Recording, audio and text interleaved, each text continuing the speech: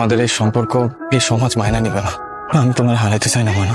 আমি আপনারে হারাইতে চাই না। আমরা এই সমাজ ছেড়ে চলে যাবো। হ্যাঁ, দূরে কোথাও চলে যাবো। আমার দিকে তাকাই আমার আব্বা সব কিছু ছাইড়া দিছে। আমি তারে ছাড়া কেমনে থাকবো? কেডা ভাই? না চুরি করে নাক ডেকে ঘুমাইতেছে। চুরি করে ভাই। আব্বা তুমি আবার চুরি করছো? বিশ্বাস করবো আমি চুরি করি নাই, তোর কাছে ভাবছি পরীক্ষা করছি ভাই, আমি চুরি করি নাই। বিশ্বাস করেন আমার আব্বা চুরি করে। আব্বা এখন কাজ করে খায়। বাপ তার সন্তানের কাছে মিছা কথা কয় না। আজকে সকাল 11টায় আব্বার চুরির বিচার হয়।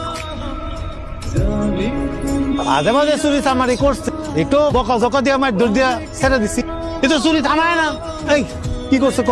গতকাল রাইতা এই মন্না সোনা টের পাই নাই, ও আমার পিছনের ঘরের টিন খুললা ঘরে ঢুকে আলমারি ভাঙ্গা হয় না এবং নগদ জমানো কিছু টাকা লাভ আমি লাভ দিয়ে যাই তারে ধরিস। এই মহিলা শোনা আমার ঘরে ঢুকছে কালকে রাত্রে।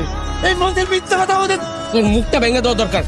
আমরা এতটি মানুষ কইতেছে কালকে রাতে উনি বাড়িতে বাইরে হয় না, আপনারা বিশ্বাসই করতেছেন না। ও সারা শরীর 100 ব্যাট মারা হবে। বাহ চমৎকার, বড় চোরে ছোট চোরের বিচার করে না। এই তুই এখানে কে? সব অন্যায়ের বিচার আজকে এখানেই হইব। বাজারে যতবার মাল শর্ট হয়েছে, জিনিসপত্রের দাম বাড়ছে, সব আমার বাপের নির্দেশে হয়েছে। আপনারা কোনোদিন ইউনিয়ন পরিষদের মাল ন্যায্য মূল্যে পাইছেন? সব মাল যদি আমার বাপের গোডাউনে ঢুক, তাহলে আপনারা পাইবেন কেমনে? কথা কে? কথা কর কর। আমার এই কাজের লিগে কাকা আমার মেলা টাকা দিচ্ছে। ময়না একবার আমারে কইছিল তোর বাপের চুরির টাকায় কোনোদিন পড়াশোনা করতে চায় না, এ তোর খুব কষ্ট হয়। তখন আমি নিজে প্রশ্ন করছি যে আমার বাপ যে আমারে ঢাকা শহরে পড়ায়, যা চাই তাই আমারে কিনা দেয়, এই টাকা কোত্থেকে আসে? এইটা বের করার জন্য আমি এত কিছু করছি। উনি sir sir sir sir sir তারা ছেড়ে দেন, তার কোনো দোষ নেই। এই বাজে লোকটা আমার মিথ্যা কথা করে সাক্ষী দেওয়া স্যার। আমারে তুমি ক্ষমা করে দিও বাবা, আমি বলতে চাই যে আমি একজন সৎ মানুষের সন্তান। মা, তুমি কি আমার উপর রাগ করছো? তুই যা করছিস ভালোই করছিস।